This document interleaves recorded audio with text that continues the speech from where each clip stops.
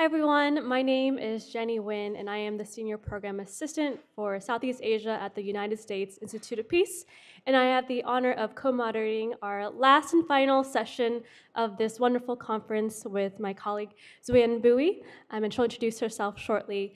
But I am just so honored to be here today. I first wanted to thank the University of Oregon and Professor Tung Vu for all of your incredible work and the conference organizers for bringing us all together. And I think what's important to me is the fact that you have been intentional about including the voices of youth in this conversation, and also including this last panel on youth, community youth concerns and aspirations.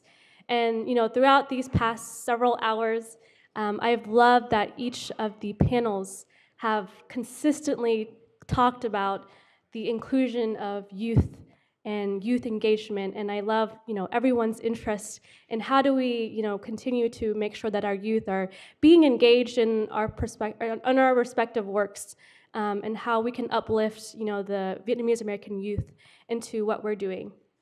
So again, I'm really excited to just be a part of this because Vietnamese American youth, we have our own concerns, and I think it's different from Californians to DC to the Midwest. So how can we make sure that Vietnamese American youth from all over our country are being engaged in these conversations? And so I kind of wanted to just especially reflecting on the theme for this conference. Vietnamese American youth, this is nearly 50 years after the war, but we still have concerns for our community. And the passing of time is not in our favor. And I want you all to think about, in the next 50 years, what is the landscape of our Vietnamese American youth? What is their future going to look like? So I kind of just want to leave at that, but over to you, Joanne. All right. Thank you, Jenny. It's been a pleasure as we've been co-coordinating today's last roundtable.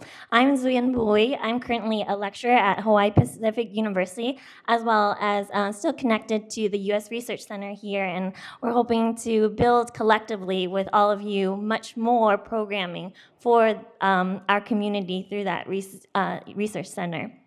With that, I think over the past day and a half or so, it has been really, I think, special, and also I didn't know how to sit with it, that as each presenter was discussing their own topic, their narratives and stories came through. And as I was hearing stories of people who viscerally saw the end of the war, to children, which actually this next panel we're all pretty much second generation, and how the trauma has existed in our lives post-war, what that telling of these stories did. And I think one of that is healing. And that these past few days has been a healing and a start of a healing for our community that I'm hoping we can continue to do more of. And that continuing to do more of is how we wanted to shape today's last roundtable. So it's a little different in terms of organization than the other presentations. We're going to make it a little interactive, and one of those first interaction, as you can see here, is a survey. So let me just have you on your phones or any technological device to get your camera mode on, and then you'll see a screen. Everyone seems pretty adjusted to this. So once you are in the website, if you can push the heart, we're sharing a lot of love. So anyone? Yeah, so if you push the heart, then I can see that we have slowly had a lot of people join us. So do keep sharing your love. If anyone's having difficulty, if you can turn to a neighbor, maybe that person can help you.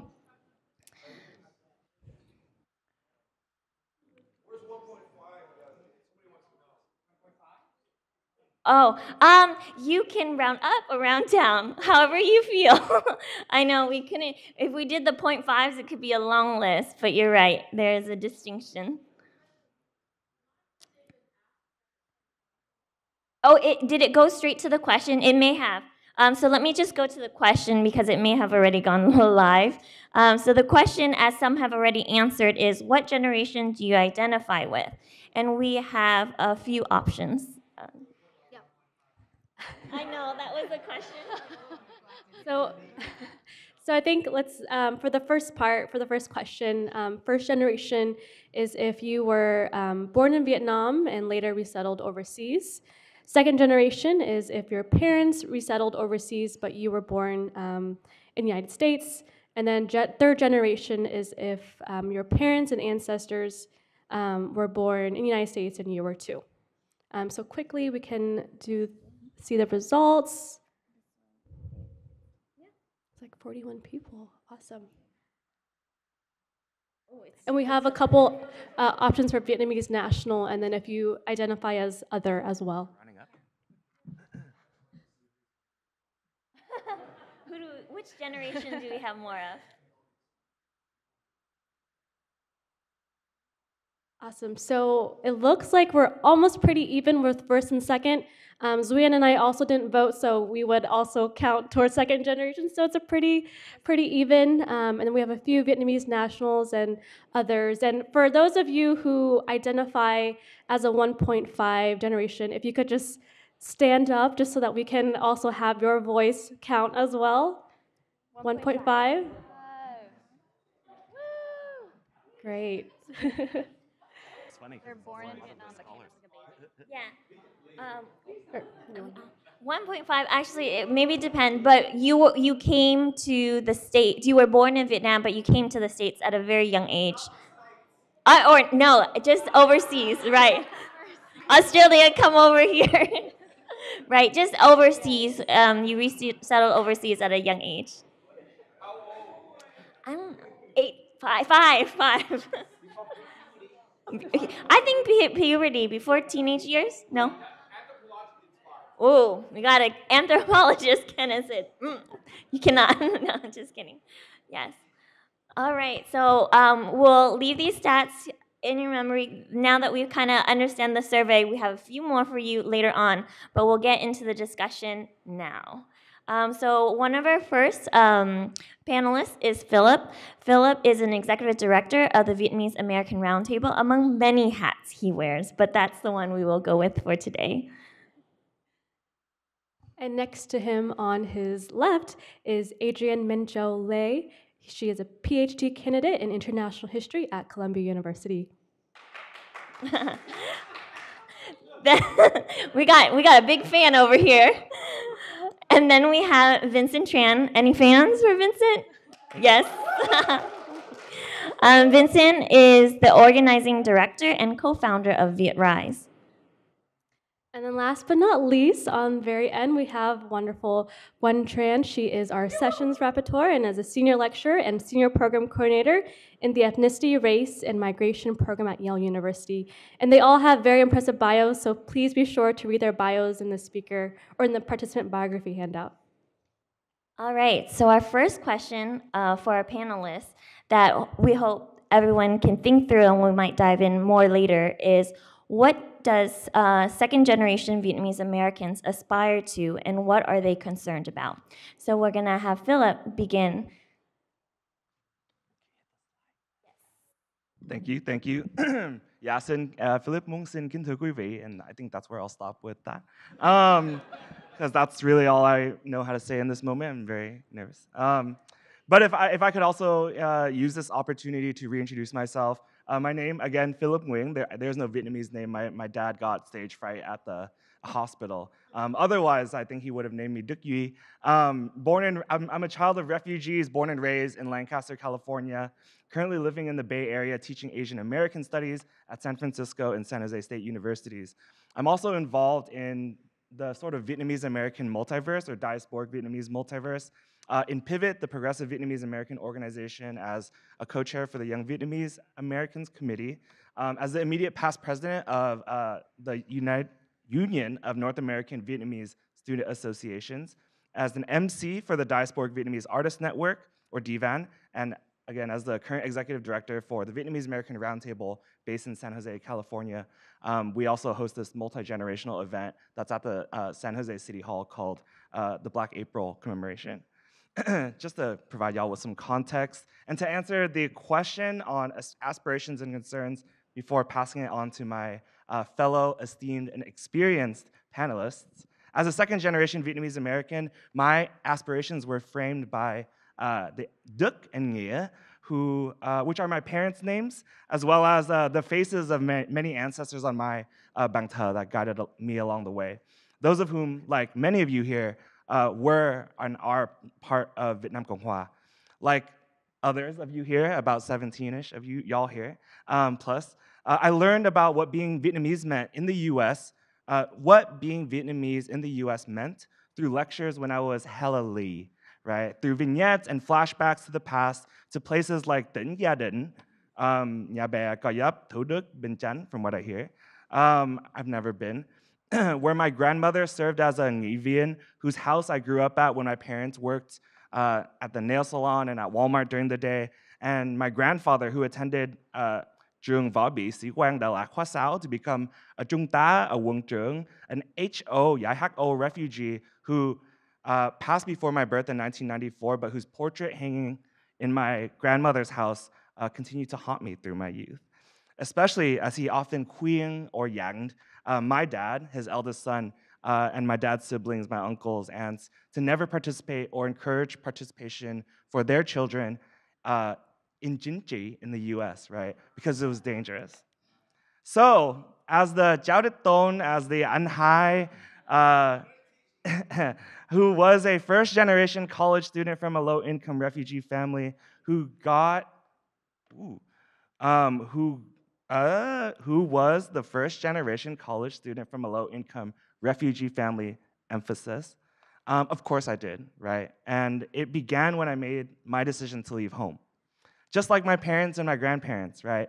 Except that my reason to leave home wasn't about escaping the communist regime towards the American ideals of freedom and democracy that we, at this point, 2 days in, are now very familiar with, but to pursue a major in Asian American and Asian diaspora studies and ethnic studies at UC Berkeley. And although my parents and ancestors had no idea what that was, and still probably don't to this day, as I grappled with racialization, discrimination, marginalization, and the manifestations of epistemological violence alongside my peers, with my students, and in the community and the Gongdong, I am very convinced and also concerned by how the personal is political, if you'll hit the next slide.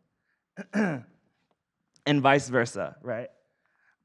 Especially when my sense and inheritance of Vietnamese Americanness, culture, identity, and power is simultaneously marked by intergenerational conflict, contradictions, and oftentimes condescensions, as it is also marked by heritage, healing, and hopefulness that my generation and the next will learn from our collective history and trauma, even though we might not be able to speak the same language. Thank you. Just your experience. So we're trying to make it dynamic where we could just engage with this question. And if anyone in the audience would like to chime in, feel free to. We're gonna give like a 5-10 minute space for this question. I'll return back.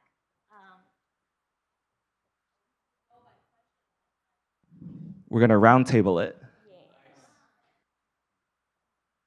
Once again, and the question is, what do second-generation Vietnamese Americans aspire to and are concerned about? Okay. So my position, I work at VitRise, and I'm going to focus on kind of the creation of VitRise in 2018, because it's very intertwined with my identity. Because when I started as so VitRise, I'll go into the history a little bit, but I started at 22 with our executive director Tracy Law, and eventually Indigo Vu joined us. But now I'm 28. So it's very much like how I am as an adult is been formed by this organization. And I think one thing I noticed yesterday when folks were asking questions to a lot of the panelists was like, how can we get the youth to get involved? So if you go to the next slide. Oh, sorry. I actually wanted to challenge that because in Orange County, what we've seen over the past 5 years has been a transformation in how the youth engage, how there's intergenerational engagement with one another, collaboration, organizing. So in 2018, Orange County is kind of this blue wave But I wanted to focus on 2020 and the 2016 general election. So if you look at it, in 2016, for 18 to 34, yes, 34-year-olds, there was approximately 9,500 voters that casted a ballot. Whereas in 2020, you had triple that. Obviously, that kind of might be accounted for by the Trump administration, Black Lives Matter, and all these different social issues coming together to mobilize people and galvanize people to vote. But in order for youth to stay engaged, and if you notice, 18 to 34 actually voted higher than 35 to 49. So we might have to ask, where are the Gen Z or Gen X? But essentially, how do we continue to have the youth engage and stay mobilized? And I think that really comes down to having organizations that help maintain that. So that, is kind of the role of VitRise. So we're based in Orange County. We're located in Garden Grove, but we organize in Little Saigon. So we identify that as Santa Ana, Westminster, Garden Grove, Fountain Valley, and we primarily do work around organizing. But the part that I think is really important is we also try to do narrative change and around immigration, housing, economic justice. And these are things that, when I was growing up in high school, I wanted to get involved in my community, but there was never an avenue for it. Obviously, there's like kind of your scouts, youth scouts, and all these different other organizations, but how do we make sure, like, okay, our youth aren't just going to Sunday school or Saturday school, but they have a place that they can go to Monday through Friday also, where they can learn these skills and develop themselves and actually have them on the table making decisions with adults, not adults telling them what to do, right? So that's our mission. We want to empower our youth, but also to do it intergenerationally. And I'll go into a little bit about some of the work that we've done around rent control, also non-citizen voting, and doing that intergenerationally.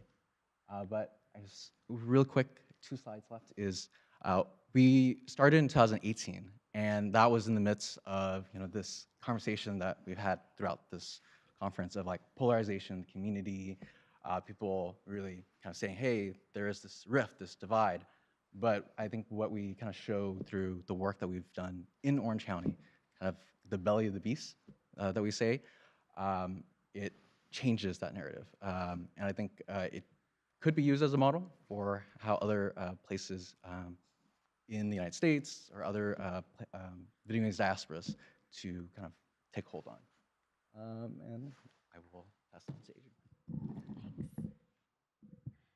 So I would like to speak and introduce myself and everything, but I wonder if we could introduce the second question before I do so, because I feel like my kind of story and introduction really ties to the question of the strength of Vietnamese American identity.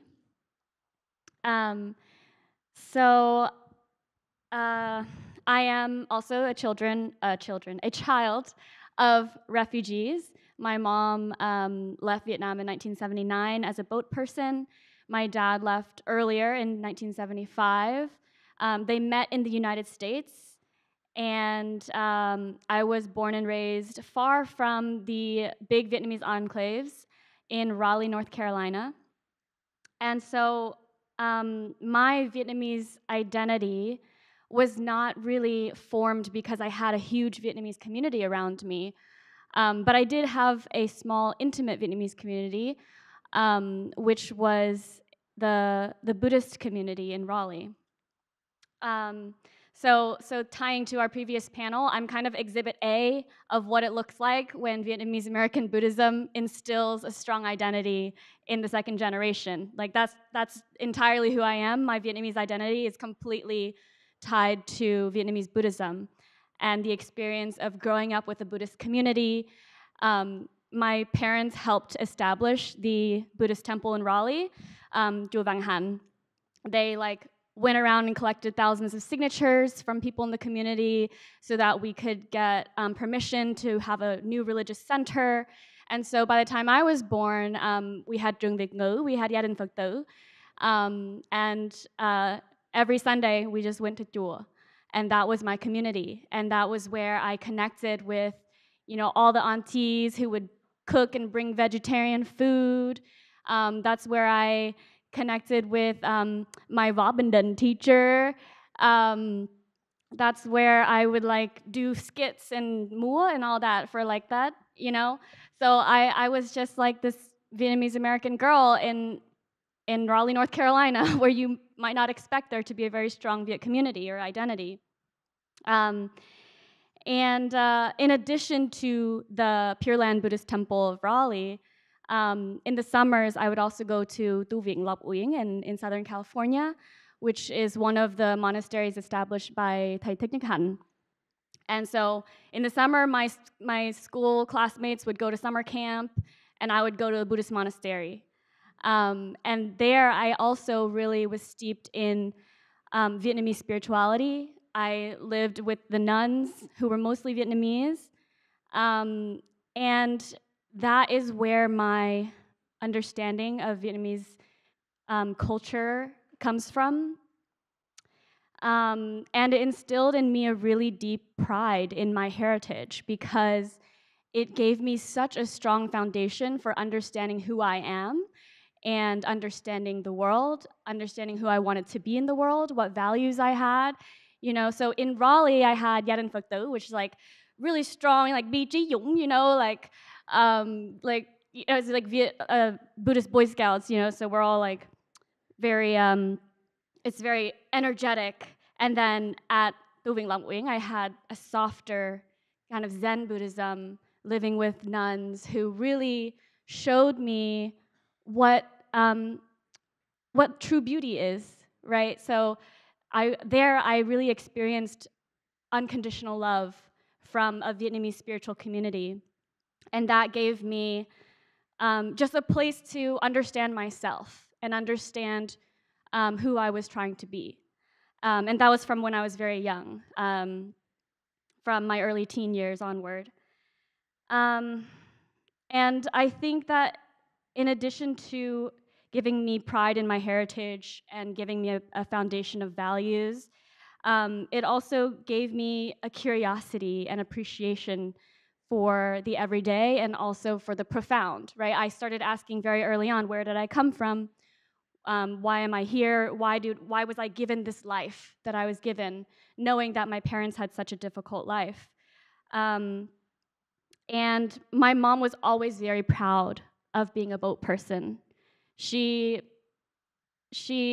always introduced herself as a Vietnamese woman who came to the United States as a boat person. And I had a lot of uncles who went through re-education for years, and I heard their stories. And over time, I was a very good student in school, but I did not feel that my family's experience was represented anywhere in my study of history, in American culture, in American media. So I always had this question in my mind of, why do I see so much beauty and I appreciate so deeply my family and where we come from? And I feel like we bring so much to this country, but I don't see that represented outside of my small community, right? So in Raleigh, North Carolina, there just wasn't, a real acknowledgement of the Vietnamese community. And so now I am getting a PhD in history at Columbia University. I think I was drawn to history from when I was an undergrad because of this deep curiosity. I was always asking questions. I loved to read. I loved to write. And I liked that history gave me a means to really explore big questions of life and where we come from and where we're going. So I started digging into Vietnamese history through my mom's story, right? She was so proud of her history, and I wanted to record it. So when I was 24 years old, a few years out of college, I was doing some soul searching because I wasn't totally happy with my career. So I flew home to Raleigh from New York, and I interviewed my mom for like 6 hours about her story, and I wrote about it in an op-ed, and I got it published on the internet, and on onbeing.org. So the piece is called "The Fruits of Your Suffering: A Letter to My Refugee Mom." So it was a very deeply personal account of her experience as a refugee and my kind of reckoning with what it means for me to inherit that story, for me to be her continuation in the United States. And that was my first taste of what it's like to honor my family's story and my family's history. And shortly afterwards, I decided to apply for a PhD program to really take this all the way, because as I said, we weren't represented, and I wanted us to be represented not just in culture and media, but also in history, in our accounts of, in our understanding of the Vietnam War. Why are we not written in there? So I pursued history as a means of representation and honoring my family. And of course, as a Buddhist girl, I also was curious about the history of Vietnamese Buddhism. And that's what my research is about, is the history of Vietnamese Buddhism in the 20th century, phong trào Chánh hưng Phật giáo Việt Nam, and the Buddhist movement during the Vietnam War as well, which I soon learned is extremely controversial. Actually, my first time here in Oregon, at University of Oregon 2019, I presented on the School of Youth for Social Service, which was Thich Nhat Hanh's organization during the 60s. And I spoke about the self-immolation of one of the young women organizers of that school. And a former Republic of Vietnam official denounced me as an evangelical. And that was a rude awakening for me to the politics of our community, because I came in just wanting to learn about my roots, and then all of a sudden it's like, oh, this is a very controversial topic. And our community is very divided on the history, on how we represent our history and understand our history. So it's messy and personal. And my work in history became not just about writing my family's experience into history, our family's experiences into history, but it was also about taking the time to really examine and understand things and to learn how to hold nuance in history.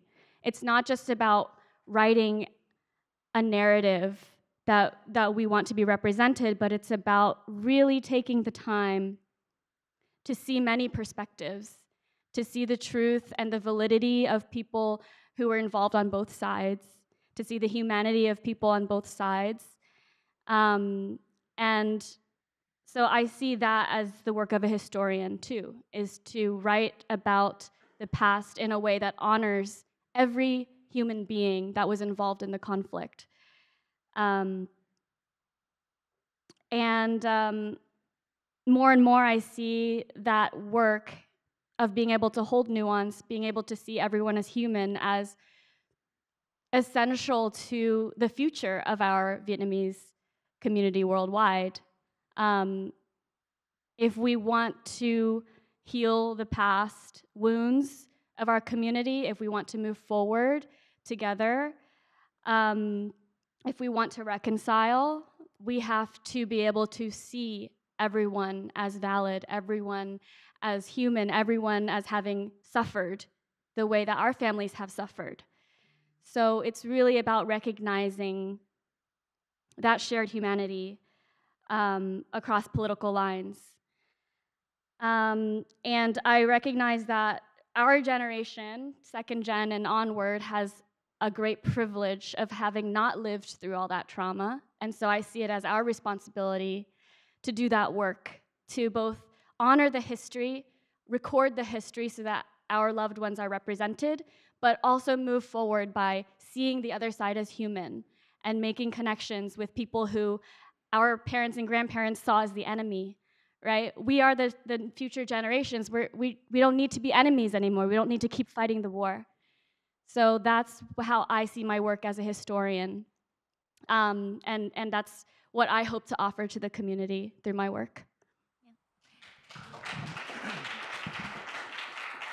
Thank you. Thank you, Adrian. And I think that transitions us well to then identify in this conversation so that we can move forward those moments of challenges intergenerationally that exist within our community. So I'm going to move us to that next question so that we can go forward. Yeah. So I don't want us to stay on just negative. So this next question goes to Vincent, which you alluded to your experience with intergenerational work, which is how can relationships across generations be strengthened? So for the first part, I actually forgot there was 2 more slides, but essentially it blends in well. So when VitRise was created in 2018, at the end of the year, one of our first actions was, when the Trump administration, made headlines about changing the repatriation agreement with Vietnam, and there was a huge kind of like media kind of coverage about it, and then we ended up hosting one of the largest anti-deportation rallies, specifically in Little Saigon.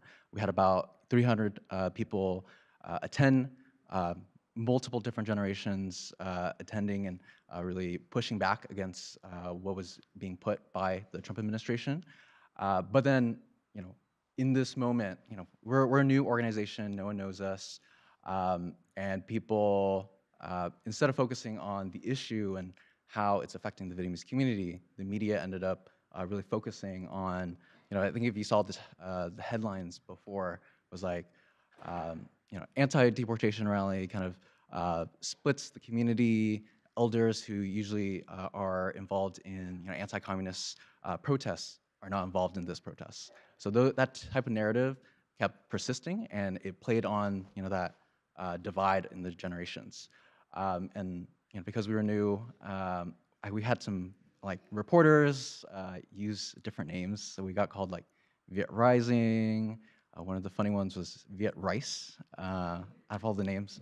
But that was kind of the one attempt that we wanted to show that, hey, we're here, we're young people, and we care about our community. And all the staff members at Viet Rise, we're going to this work because we're from this community, we're a part of the community, and we care, and we want to make sure that Vietnamese voices are uplifted, and those most marginalized in our communities are lifted up. But obviously, because we were kind of seen at that time as kind of people who rustled people's elected officials like feathers, we did not get the best reputation. People thought that we just protest, we just shouted and screamed. But in fact, if you look at the work that we've done over the past 5 years, it really shows that we've been focusing on building this intergenerational kind of collaboration and building power for our communities and doing that strategically. So actually, that's goes into our best example of what we do as intergenerational organizing, and it's around rent control.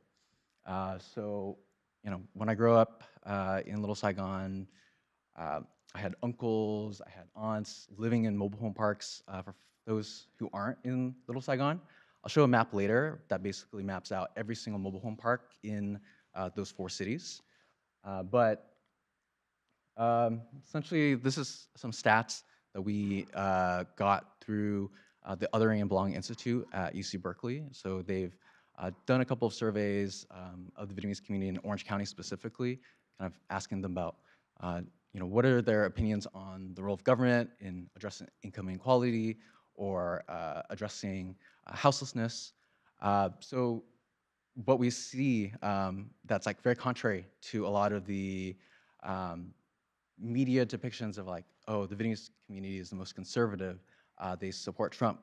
But if you look at these surveys and also the focus groups that the Othering and Belonging Institute did throughout 2020 to 2022, it really paints a different picture. It shows the Vietnamese community as being concerned about housing, being concerned about how do we address income inequality. So with that framework, we saw that on the ground. When we talk to residents, when we talk to our neighbors, these are just some of the findings from that report, which I have here if anyone is interested in reading. I won't go into the slide that much, but it did show that there is a potential for intergenerational organizing to happen in Little Saigon and within the Vietnamese community.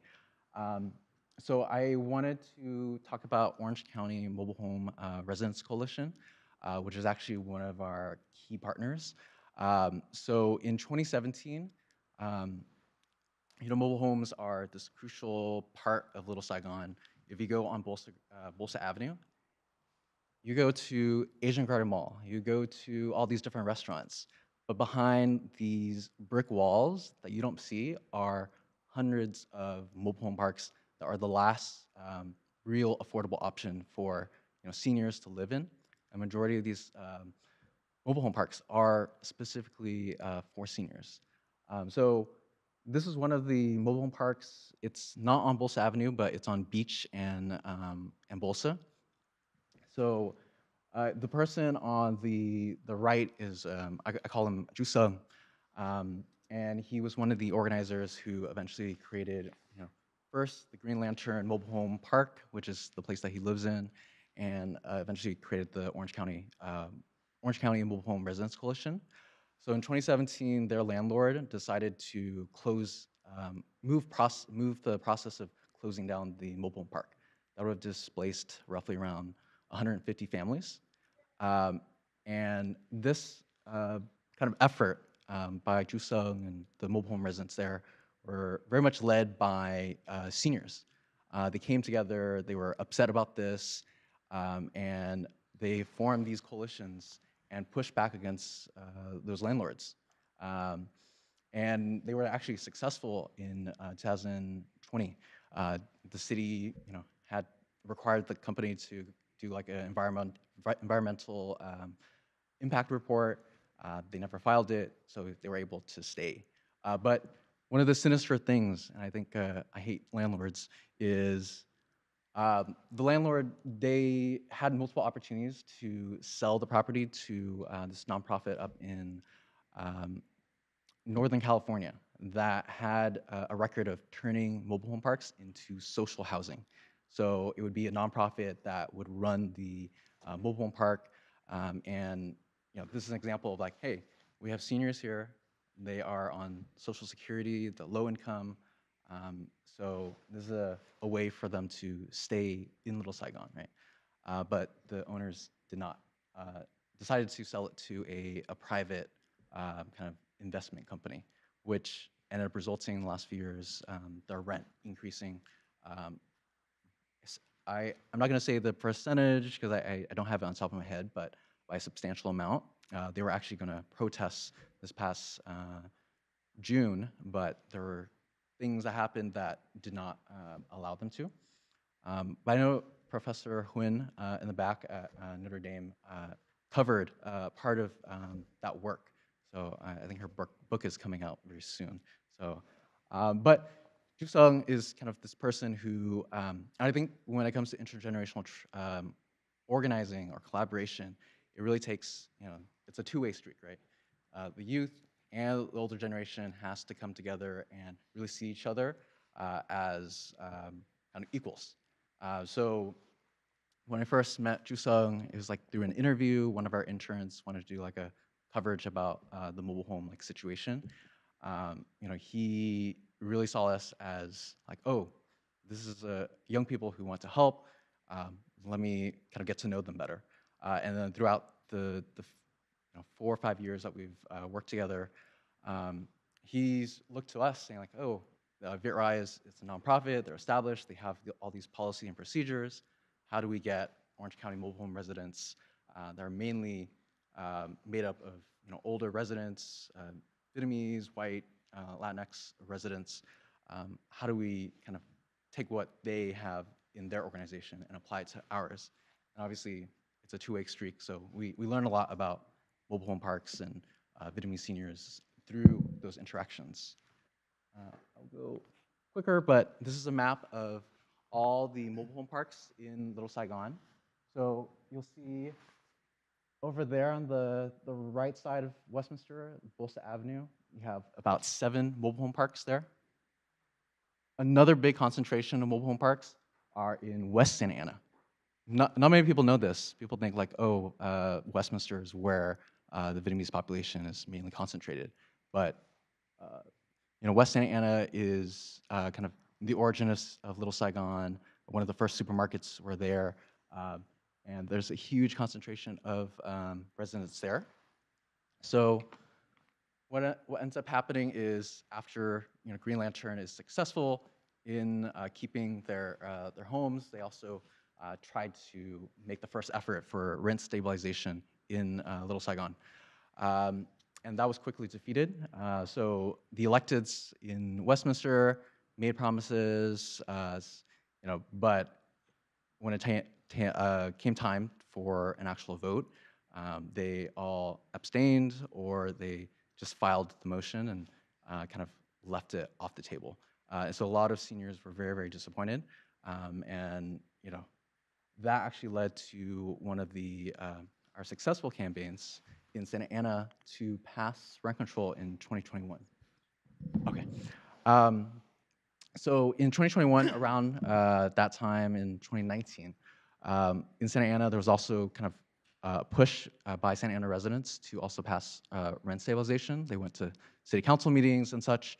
But it came to 2021 when we attended one of the city council meetings at Santa Ana, and we had a bunch of Vietnamese seniors go there, and they tried to make public comment. They were speaking in Vietnamese, and the city ended up hiring supposedly an interpreter, but that interpreter was extremely bad. Like, would kind of rush the speakers, kind of say, "Hey, can you shorten your statement?" And just basically wasn't as interested. So one of the residents, Ji Hang, ended up getting connected with our executive director, Tracy, and that ended up leading to this collaboration over about a 2.5-month span, where we hosted a bunch of different meetings at the mobile home parks with the senior residents to kind of come up with a strategy to pass rent stabilization in Santa Ana.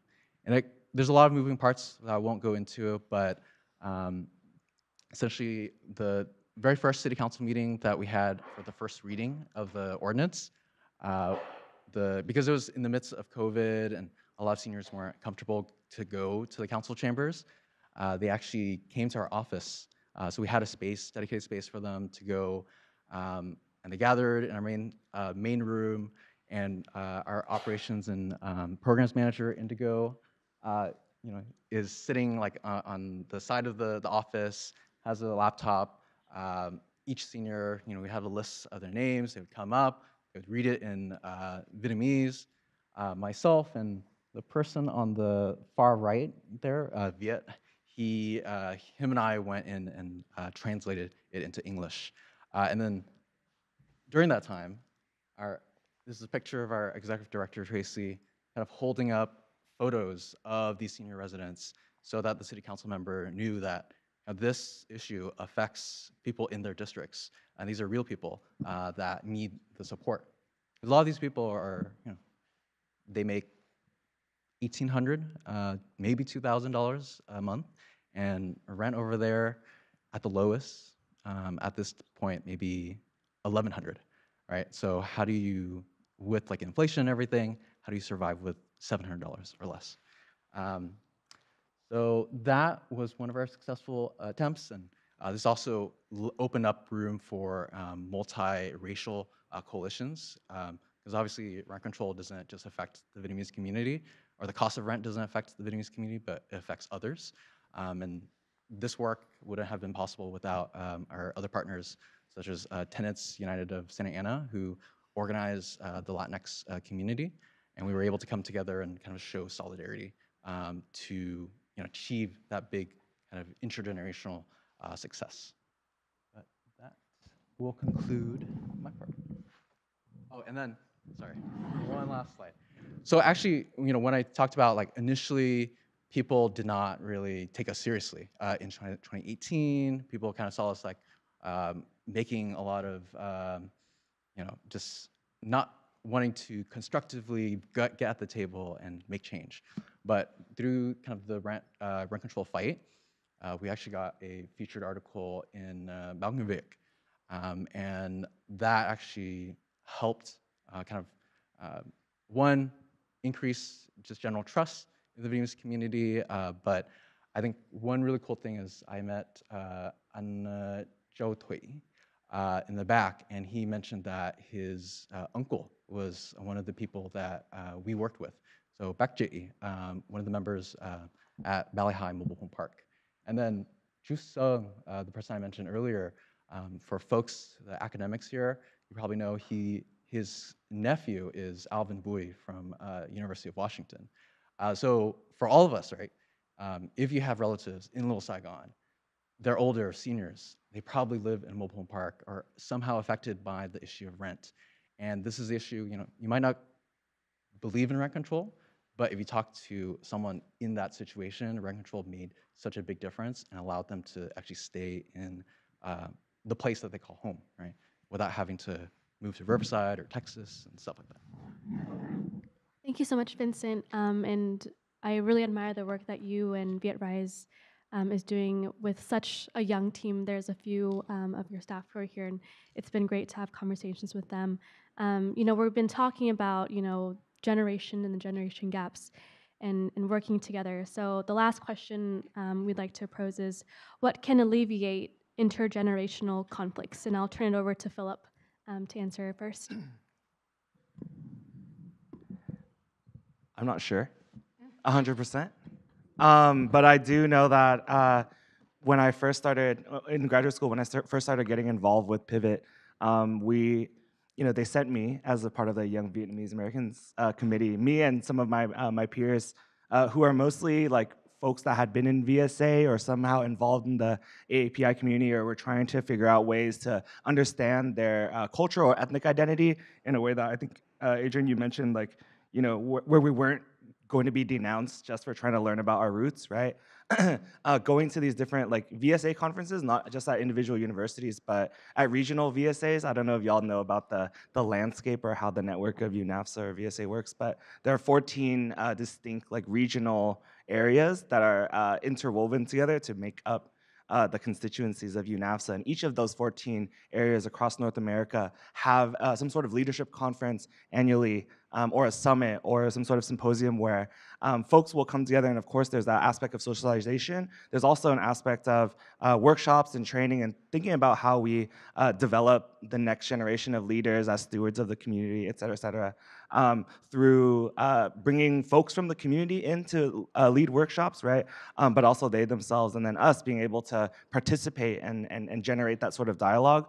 I was supposed to present a workshop that was on civic engagement and voter education, and I thought that was really boring, and it was not. I didn't know at that point in time, I was in my first year of my master's, like how it would be able to really connect with youth, college students who, for a long time, I think in the VSA world, were understood as like apolitical or apathetic, or no one really wants to learn about their history or talk about it.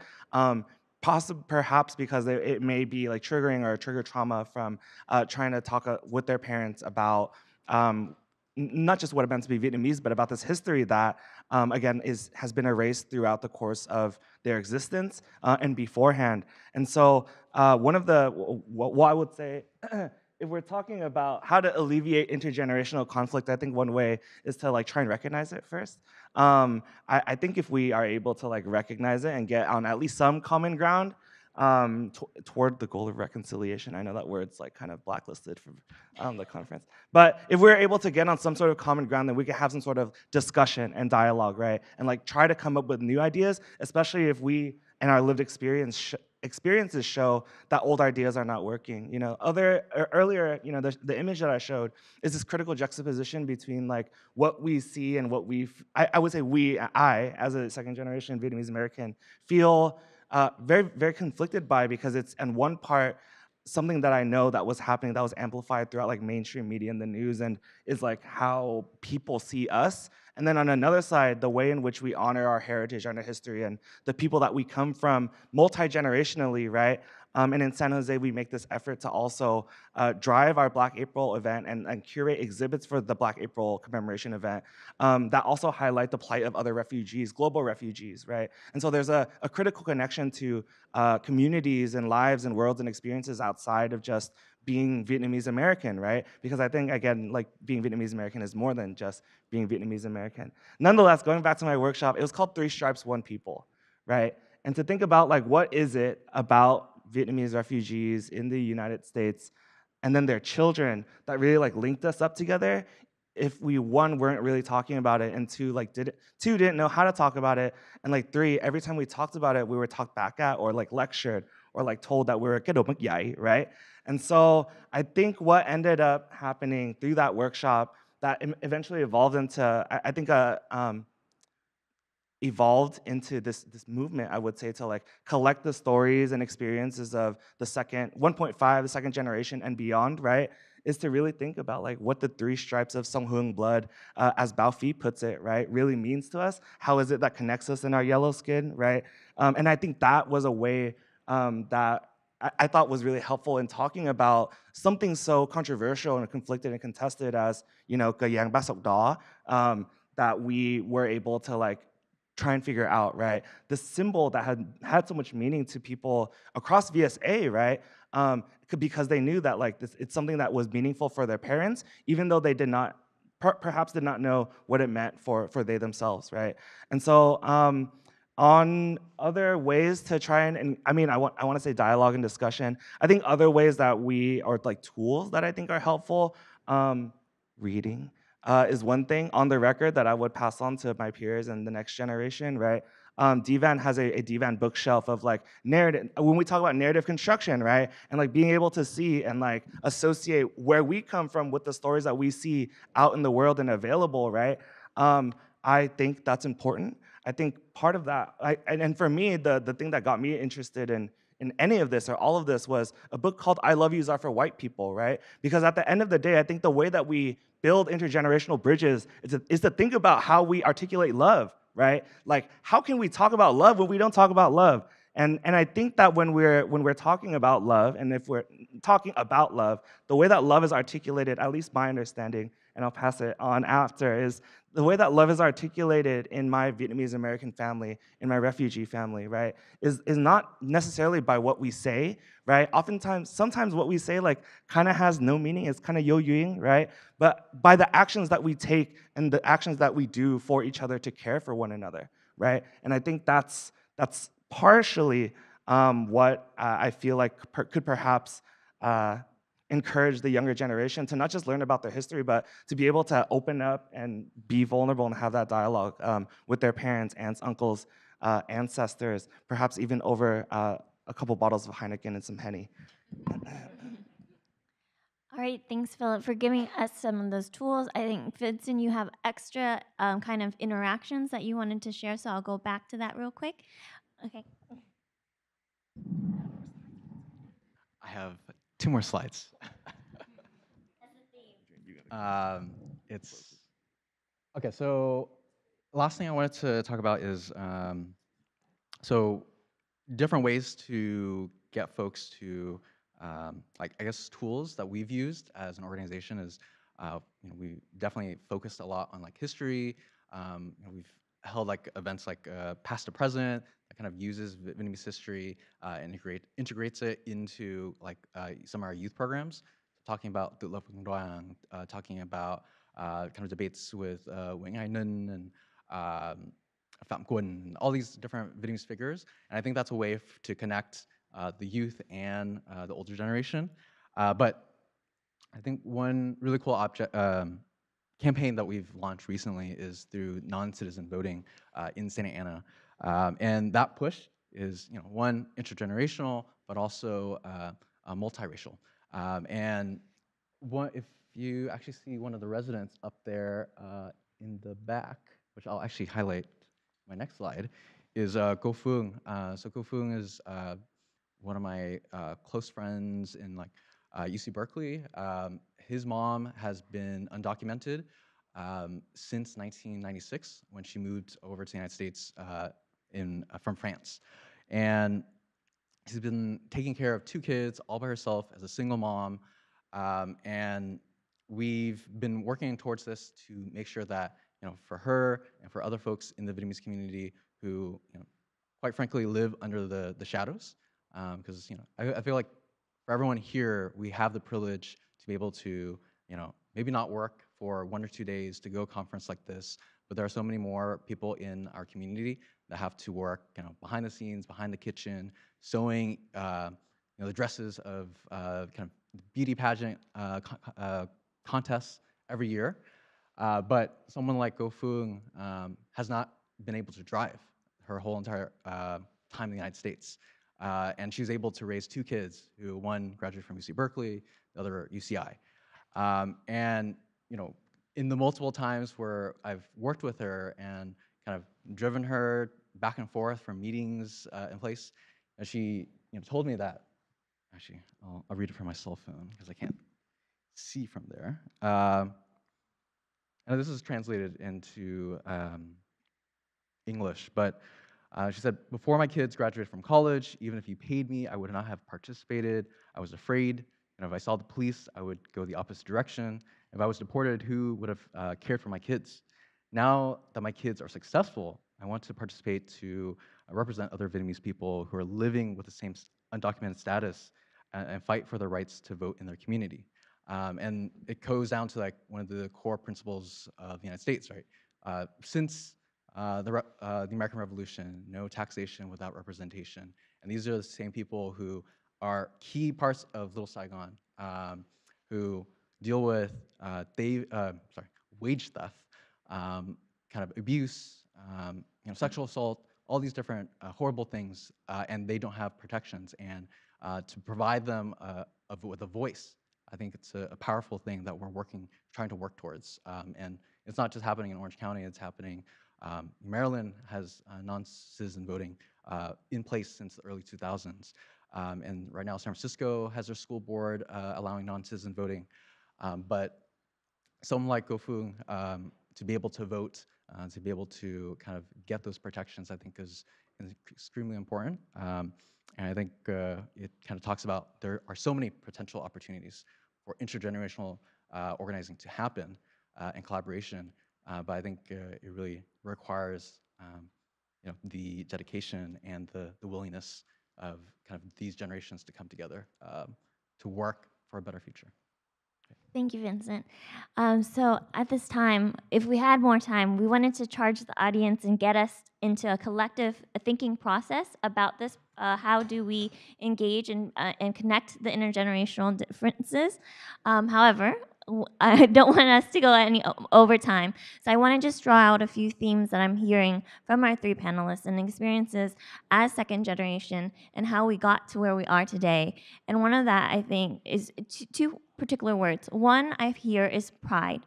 That pride can come from seeing our parents and being encouraged by our parents, or it could be the opposite in some ways, right? Getting pushed to not be involved, but then you end up rebelling or going an opposite way to get engaged. But while you're engaged, there is that level of pride of being Vietnamese American in that process.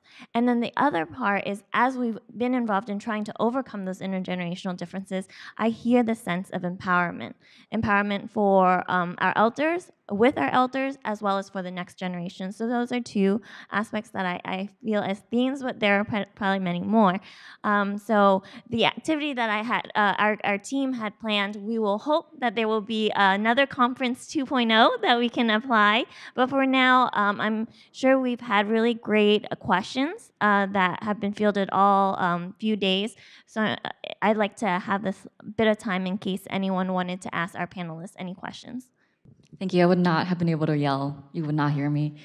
So as a fellow second generation person, it is really empowering to see you all as speakers and closing out this conference. I think we need to hear more from people our age about the Vietnamese American identity. So my question is, do you feel like there is a culture of political repression toward Vietnamese American young people from the older generations by political repression, I mean discouragement from getting involved politically, not just in elections, but in holding elected officials accountable or working toward policy that would change people's lives? If yes, what are some of the consequences of that? And how does it impact the development of young people's own Vietnamese identity outside of their obligation to their parents and ancestors?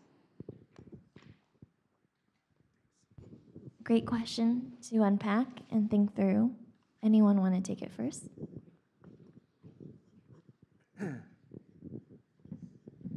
Yes.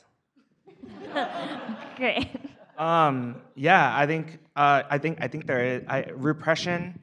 Oh, repression is a very strong word. I think that there is. I mean, I mentioned in my own personal narrative that I was very discouraged. I wouldn't not encourage, discouraged from going into anything that had to do with this idea that was jinji. And I thought about that like often. I was like, even if you want me to go into law school, if you wanted me to, I could probably go into jinji help and then like go do law school after, right? But I think that from my personal experience, what my parents fear is the image of protests. I think in 2020, racial justice movement, the murder of George Floyd, into 2021, which we saw the insurrection, right, and all of everything that was going on around COVID. I think every time that my parents saw that, they called me to make sure that I was not out there in the streets with the folk, right? And I feel very conflicted by that. At that time, I was living with roommates, and I was their safe person back at home while they went out. So as both to appease that idea of my, like, kind of have that obligation to my parents, but also be able to support movement in that sort of way. I think if to address political repression or being discouraged to engage in politics, I think there comes a point in time where I want to talk about like cross-cultural and cross-racial solidarity, right? Which is, I think, something that my parents, even living in a neighborhood where they're the only Vietnamese people, still find it difficult to perhaps understand or to think about why it's important for them, right?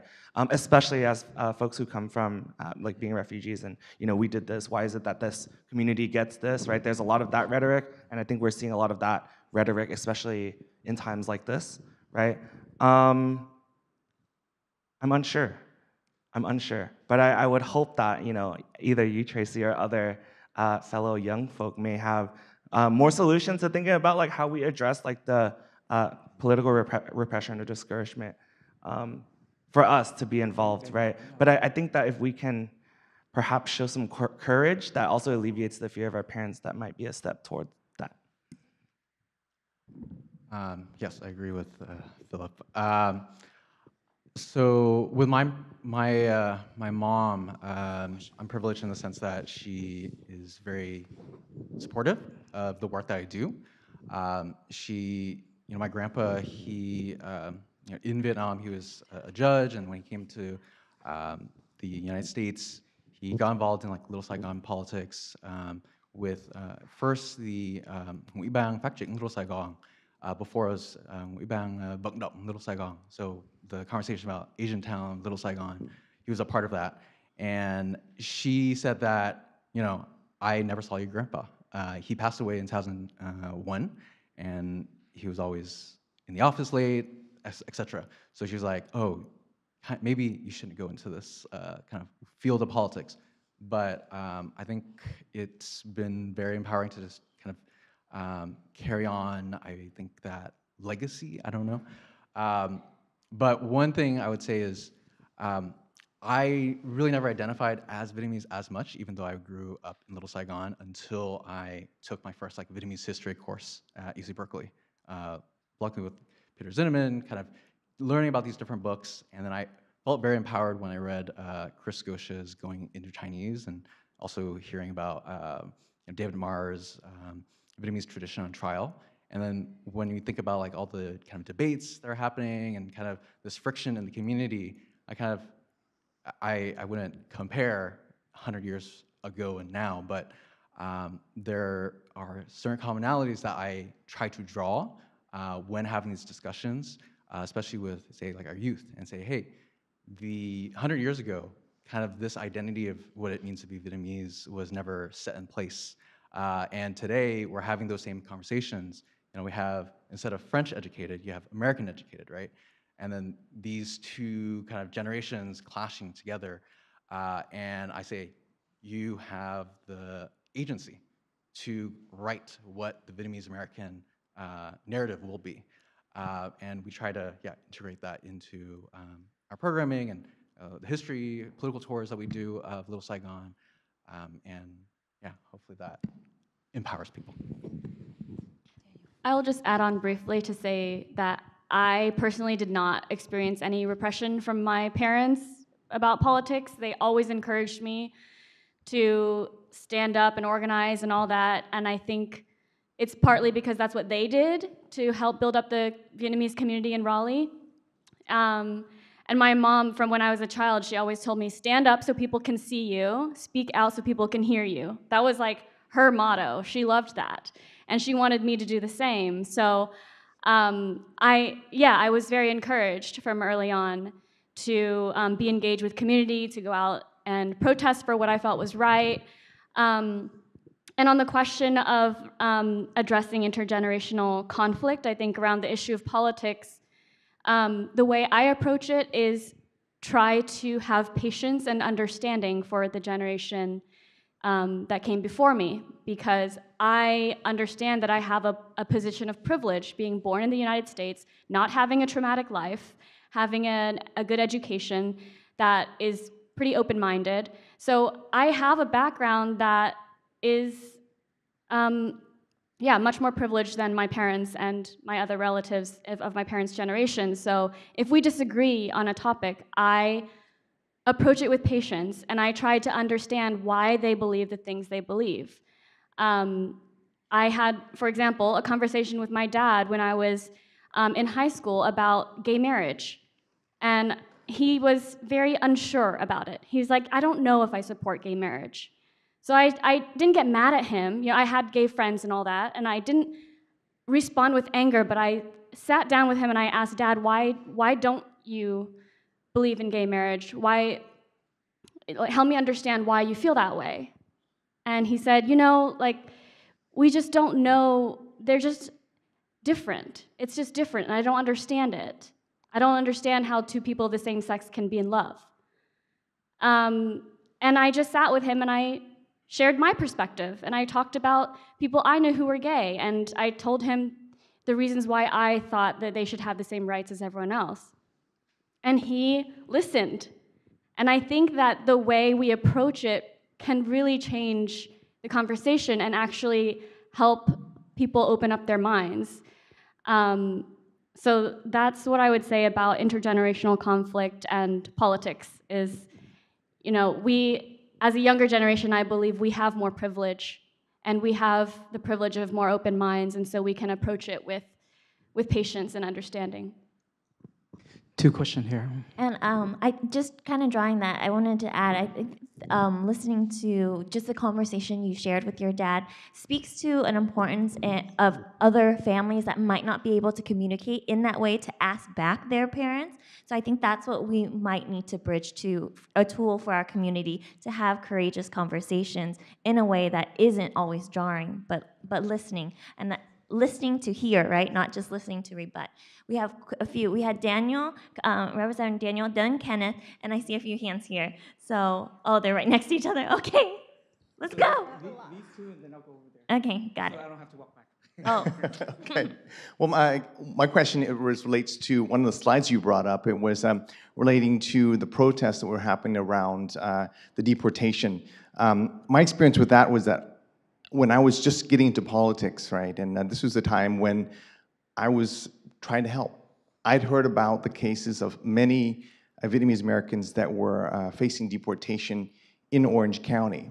And so I did what I knew to do. So I called my governor, I called my attorney general, I called my senator, and they all sent inquiries, they all sent letters to find out who this person was, find out that they lived in Santa Ana, they lived in Orange County. And so they reached out to their offices there. And I was shocked at the response. This is, why do you care? You're in Oregon. This is our jurisdiction. But what I'd like to know from you is, what I want to know a little bit more about why would your elected officials believe that they shouldn't care about what's going on with this. Do you have any insight on what, I mean, we read the headlines, but I'd like to kind of know what you're seeing within your community, why what I would seem as something that's protecting the rights of our Vietnamese Americans as important to our elected officials. The other counterpoint that I wanted to make that too is that while at the same time the Vietnamese Americans were being deported, also Laotian immigrants were also being deported also. But what they did was in contrast to what Vietnamese did. One of our people in Oregon was a famous immigration attorney. She was able to fight these courses up to the Supreme Court level. With those wins, she became the first Laotian judge appointed by the governor, and also won election as becoming the first Southeast Asian judge in the United States. So those are the kind of things that I want to understand, so we as a community can help support the work you're doing, so that maybe we can have, of all the attorney signs that I see in Orange County, the law office of Nguyen Van An, whatever that is, how come they can't fight for our people and become the next Supreme Court judge? One more question. Well, let's answer that first and then. Okay. I will quickly answer it, but I think you should definitely have a conversation with our ED, Tracy. But I think it plays with the good-bad refugee narrative. In 2018, when there was the sanctuary fights in California, Westminster was one of the first cities, or was one of the cities that joined the lawsuit with Trump to push back against sanctuary cities. And I wasn't there at the time, Tracy was, and a lot of the conversations from those elected officials is we came the right way. And I think it goes into that refugee mentality too, like I have this, I have to keep it. I don't want I don't want others to. I guess it's like yeah, the term that's like eluding me right now, but I think that type of mindset, and obviously Orange County is Reagan County, and the Vietnamese politicians are kind of, there's that pipeline. Obviously, I'm not going to side with any of the parties because I wouldn't say both are either good. There's recently the Home Act, Vision Act, which try to push for to stop deportations or transfers from local prisons to ICE, which would have led to deportations. That was recently vetoed by Governor Gavin Newsom. He's a Democrat, and he's probably running for president, so that's why. So I think it's politics, and it's a very complex question that I can talk to you more about. And then I'll bring in my ED, too. Well, thank you so much, everyone, for creating this environment where we can have constructive conversations. And my questions, and I was hoping for the entire day that somebody will ask about, the flag, right? It's a very sensitive topic. And I'd like to ask your, panel, but also the entire audience, I need some sort of advice, because the work that I involved in the state level, that sometimes, it's not up to me to make a decision which flag I can choose, right? It's what the government, and which the governor, I served under her order. And sometime when I take pictures with the flag, and right behind me there's an American flag and there's other flags, but I oftentimes get accused or, words that I am taking side or fair or working for other governments. I am so confused because here I am to serve my state, serve the United States, and in order to do the work with the governor, which my appointments to serve as a commissioner, I have no choice, right?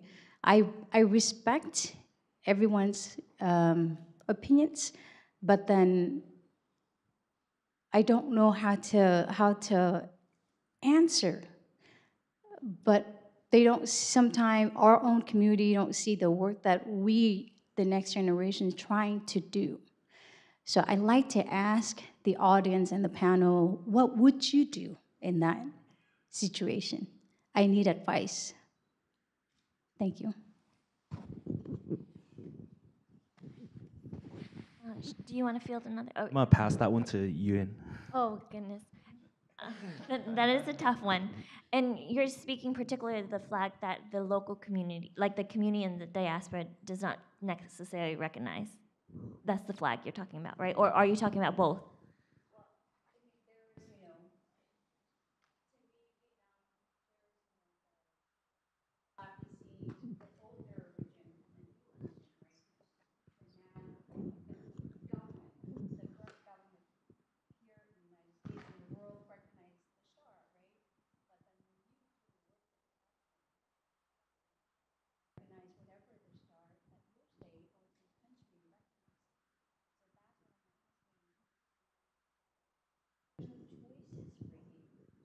Yeah, I think in official government spaces, it is much harder to like not be, the flag's just right there, right?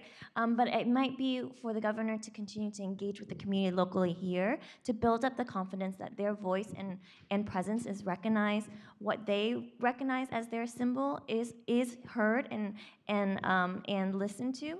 And in that way, then engagement, I do see really within the past decade or more, that the community has lessened the triggering that they've had with at least communicating people to people with people from Vietnam. And I think in that regards, flag image, it can still be triggering, but if locally they feel recognized of their own flag, then in spaces when the government has to go and engage state to state, that's a harder space to not have the flag represented. That at least is my, I think, approach, is that you need both kind of to raise the voices or the recognition of the community locally. But you had a great question to field for the audience. Would anyone like to chime in? Chime in. Oh, I will. Real quick. I share with your opinion about the flags. If you asked this question 5 years ago, I would have a different answer.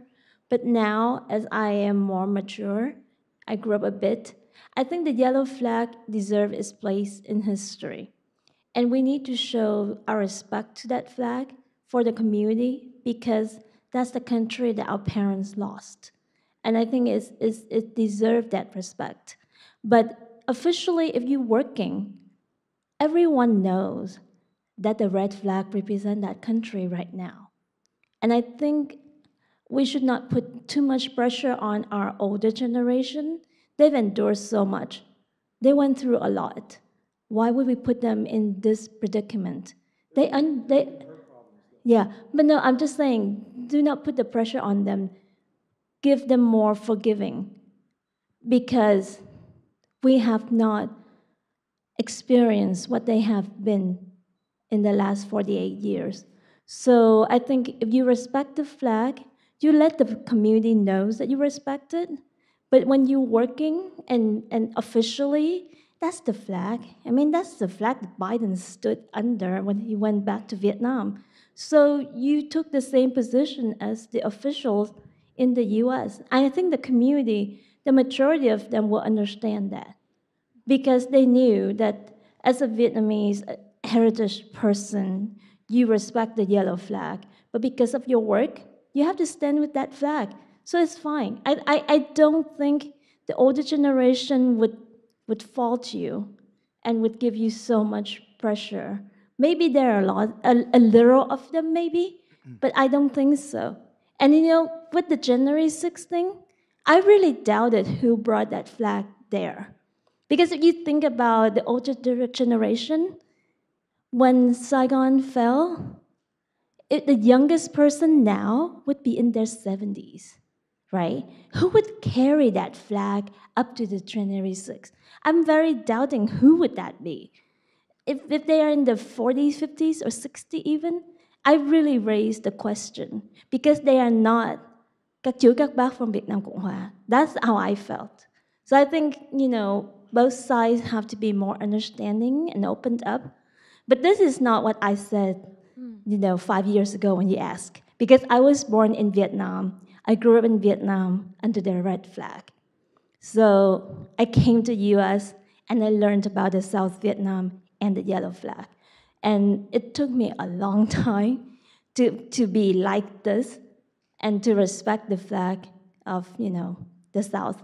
But I think, we took time and we learned. And so I think it is a predicament, but I think over time, we'll grow out of it.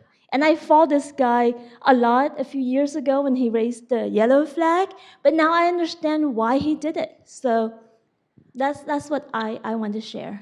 And let me just tease out the last point that V mentioned in regards to insurrection. I think that what the next generation was recognizing in terms of the flag, they were connecting it with too much of the older generation and then faulting the older generation for it. There was someone capable to actually bring that flag right into the insurrection and climb at that exact moment, but there were different people of different age group, and we shouldn't just group like the older generation to that. I just want to tease that part out. I think there's a very practical issue, V, to respond, because I know this Portland situation, both at the school and at the business level, it's affecting their business, dollars and cents. So you just can't say, oh, we need to respect it. She has a really valid concern that it's affecting her bottom line in her business.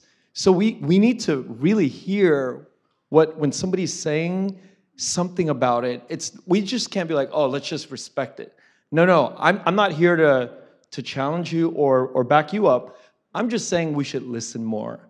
And then, so this is where we're gonna create the dialogue, but that's not where, I'm just responding to V, but I have a different question. Can I get into the question yet, or should we go into flags? What's the question?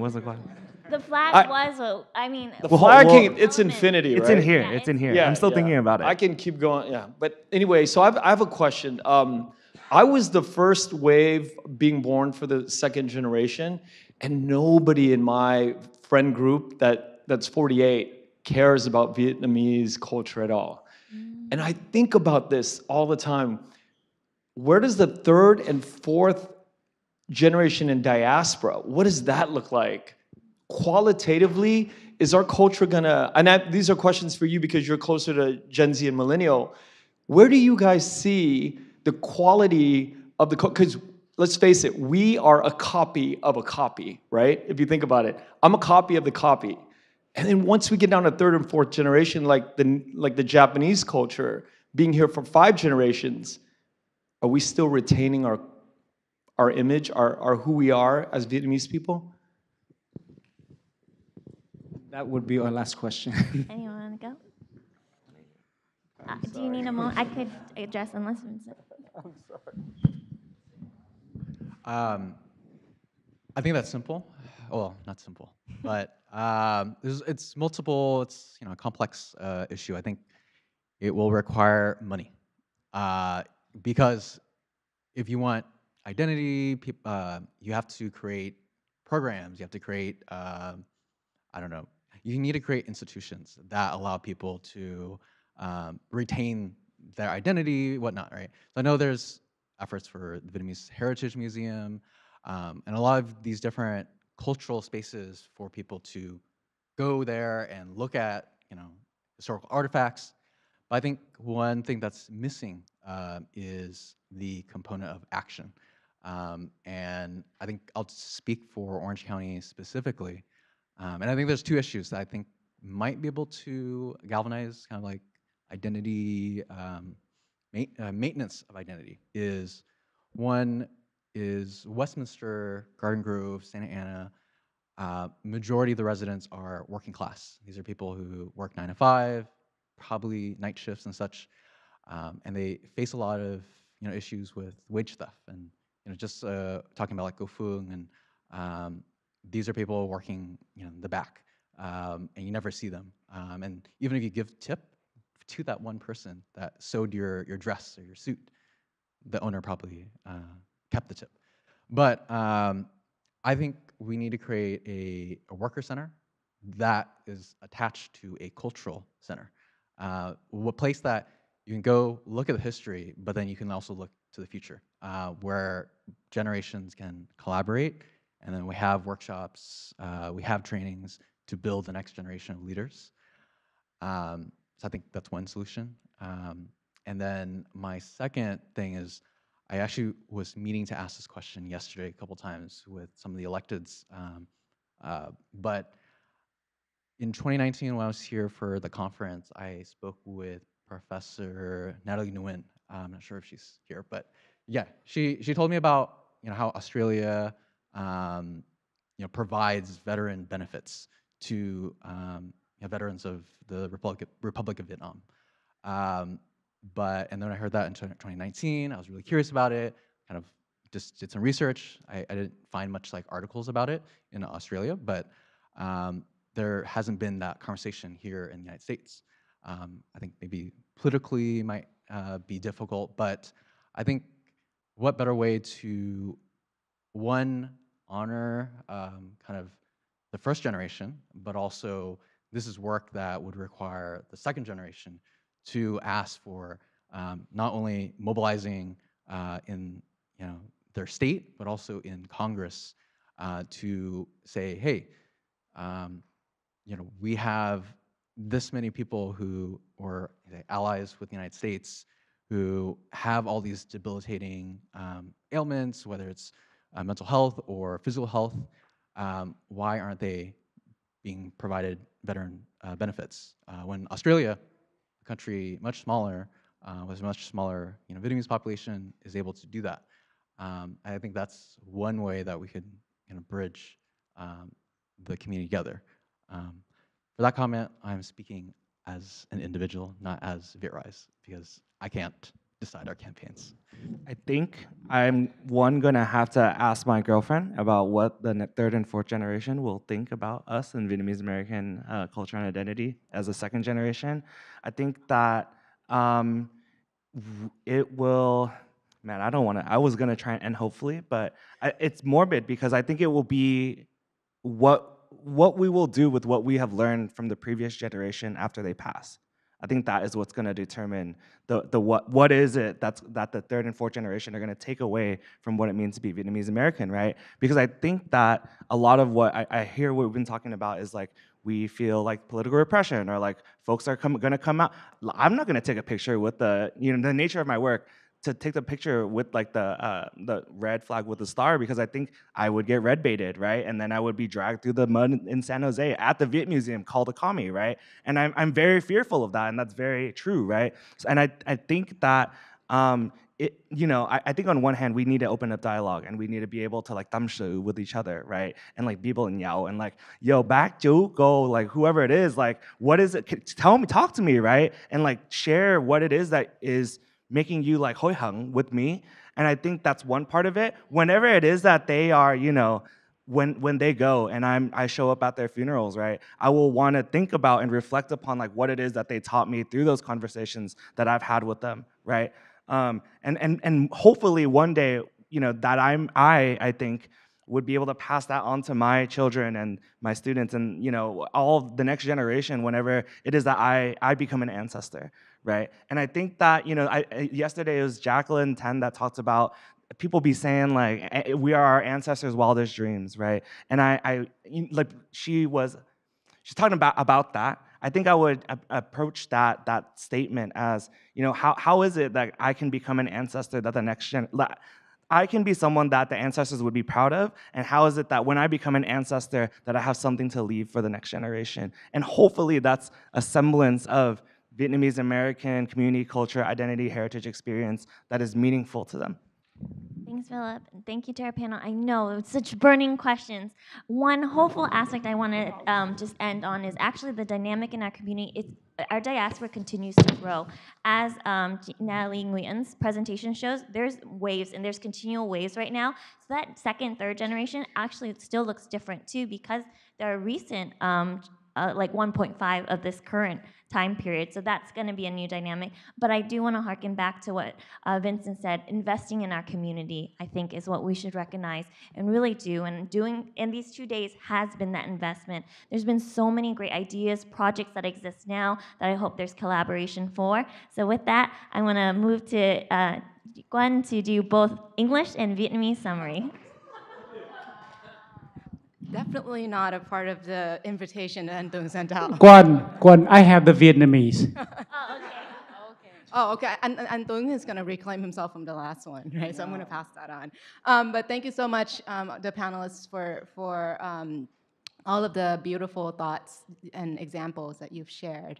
So over the last couple of hours and the last 2 days, we've heard a lot of touching stories about the ways that our lives, all of us in the audience, young and old, have been touched by the events of war, migration, and resettlement. And throughout our conversations, there is a sustained interest in building space for and engaging young people in our communities. So this particular panel, we have seen that Vietnamese American youth have their own sets of aspirations and concerns for our community, and how they take up those aspirations and concerns in their work, right? Both as professionals, but also as children of communities that they have grown up in, and the deep desire to be able to bring the communities together, even though that work is tremendously difficult because of so many different kinds of barriers that our communities for so many years have continued to face and haven't been able, in some capacity, to come to a consensus. But we are working towards that, and all of you are great examples of the works that can be done and still yet to be done, right? So from Philip, we learned that for young people, their aspirations and the ways that they lead their lives have been shaped and framed by the generations before them, but at the same time, their own desire to find their own paths, right? And their ways of creating space for themselves and bringing together those they love and care for with them and not leaving those folks behind. And for me, I see that as a resonance of what our parents' generations have done, right? And that is a continuation. So instead of, and this is what we're learning from Vincent's sharing about their work with VitRise, is because we are continuing to do some of that work. We're finding opportunities to really wrestle with this stereotype, actually, of the intergenerational conflict, because there are room for many different people in our communities to come together, the issues that we can continue to advocate for. They're vulnerable members of our communities, right? And those are the opportunities that we can sit down from multiple generational perspectives to advance that common goals. It's very touching to see young people advocating for our elders, right, in very particular material issues like rent control, right? Thinking about other vulnerable community members who have been facing deportation, facing undocumented predicaments, right? So those are the issues that can unite our communities rather than divide. And you have shown us, Vincent and VitRise, the very possible ways of doing that, right? And of course, it is a work of challenge, and you don't succeed the first time. And facing hostilities, misunderstanding, people who are not really yet there to take up the fight with you is a real concern. But you show it through also perseverance, right? If you lose this, you learn that lesson and you move on and you figure out how else to bring other people to the table. And lastly, we learned from Adrienne that the younger generations, they care a whole lot, right? There's a misunderstanding that young people don't care, but as you can see, these are very thoughtful people, and there are more of them in our Vietnamese America and in the Vietnamese diaspora, right? And they care because they understand their position as children of refugees who are more privileged than their parents to have the time, to have the safety, to have the space and resources to develop questions, right? To be able to ask questions and to be curious is a privilege, right? And those are the privileges that allow us to gain our voices, to be able to come into our own being and honor both the work that our communities are doing, right? But at the same time, finding new ways for other folks who are coming along after us to come into the fore. So there remain, as we can hear from the Q&A, some very thorny issues in our community that remain triggering issues, right? But also over time, I think our communities, we are learning, both the older and the younger generations, to yield a little bit. to give way, to sit down, to maybe ask deeper questions, to allow for more dialogues and conversation to begin, right? And it doesn't begin with a failed conversation, right? The failed conversation is an invitation to begin another one. So don't end there and don't lose that hope. And then lastly, I think the question in the audience about, what do we see in store for the third and the fourth generation? I think it's actually a wonderful question because it's not for me, and I think I'm hearing this from the panelists' answers as well. It's actually, we can't see it yet, right? But there is so much hope. Because what it is the Vietnamese identity, Vietnamese American identity is one that is always evolving. And we are building the space for that evolution, right? And we are, as first generation, second generation, we are placeholders. And our job in these spaces is to make room so that when we pass on to become an ancestor after we know, right? The folks who come after us have space, have courage, have the ability to take up that work. And what it might look like, it is not going to look like the exact same thing that we are doing. Just as we are now looking at the issues that we care about are slightly different from what our parents' generation or grandparents' generation care about. But at the core of it, right, is the question of how do we advance our community by seeing each other. And then I just wanted to end this with going back to Adrian's point about the need to see the humanity in each and every one of us, no matter what side we're on, because that sense of being equal, that sense of seeing each other and hearing, listening, truly listening and empathizing and thinking about collective suffering is what is going to set us free from some of these dilemmas and move on to a better space and world. So. Okay, this is very short, but thank you. That is one summary, and I look forward to read Jennifer Huyn's book about second generation when it comes out. Just as I really appreciate your comments. But here in Vietnamese, very short. Philip cho biết khá nhiều về thế hệ thứ hai, ham muốn tham gia chính trị cũng như tìm hiểu thêm về quá khứ thế hệ thứ nhất. Vincent cho coi nhiều dữ kiện về tranh đấu quyền lợi cơm áo trong cộng đồng Sài Gòn nhỏ. Và cuối cùng Adrian kể chuyện lớn lên trưởng thành trong cộng đồng Phật giáo, kể về chuyện nói chuyện với bố mẹ kể hay quá làm chúng tôi muốn khóc. Hoan hô, hoan hô.